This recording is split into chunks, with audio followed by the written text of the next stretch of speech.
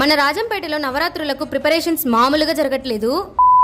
Hello guys, welcome back. మీరు కనుక మన ఛానల్ ఫస్ట్ టైం చూస్తున్నట్లయితే మీ సుతిమెత్తని వెళ్తే లైక్ చేసి సబ్స్క్రైబ్ చేసుకోవచ్చు కదా ప్లీజ్. ఈ రోజు సండే అంటే మనకి నాన్ వెజ్ డే కదా. సో మార్నింగ్ బ్రేక్ఫాస్ట్ కి నేను ఇడ్లీ విత్ చికెన్ కర్రీ ఇంకా ఎగ్ తవా ఫ్రై తిన్నాను. ఇడ్లీ తిని కాసేపు ఇంట్లో పనులు చేసేసరికి మళ్ళీ ఆకలేసింది. అందుకే dosa with mutton paya soup అలా పొట్టలో పడేశాను. దోశ తిన్న తర్వాత కూడా పొట్టలో ఎక్కడో ప్లేస్ ఉంది అనిపించింది. అందుకే మా మమ్మీ మామిడికాయ స్లైసెస్ గా చేసిస్తే అవి కూడా పొట్టలో పడేశాను. బ్రేక్ఫాస్ట్ ఇంత హెవీగా తిన్నాక ఎవడన్నా లంచ్ తింటాడా? నేనైతే స్కిప్ చేసేసాను. లంచ్ స్కిప్ చేసేసాను కాబట్టి నాకు ఎంతో ఇష్టమైన చేపల పులుసుని తాగుతున్నాను. చాలా మంది కోల్డ్ కాఫీ ఇలా ఏమైనా ఉంటే వేడివేడి చేపల పులుసు తాగితే తగ్గిపోతుంది, అలాగే రిలీఫ్ వస్తుంది అంటే. ఇప్పుడు నాకైతే అలాంటివి ఏం లేవు, కానీ నాకు తాగాలనిపించి తాగుతున్నాను. మీరు కూడా ఇలా ఎప్పుడైనా వేడివేడి చేపల పులుసు తాగారా? ఒకవేళ తాగకపోతే నెక్స్ట్ టైం పక్కా ట్రై చేయండి. రేపటి నుండి నవరాత్రులు స్టార్ట్ అవబోతున్నాయి కదా. మన రాజంపేటలో ప్రిపరేషన్స్ ఎలా జరుగుతున్నాయని చూద్దామని బయటకు వచ్చాను. అమ్మవారిశాల దగ్గర చేసిన లైటింగ్ అండ్ డెకరేషన్ నాకు చాలా బాగా నచ్చింది. రేపటి నుండి మన ఛానల్లో నవరాత్రుల సిరీస్ స్టార్ట్ అవబోతుంది. సబ్స్క్రైబ్ చేసుకొని పెట్టుకోండి. బాయ్.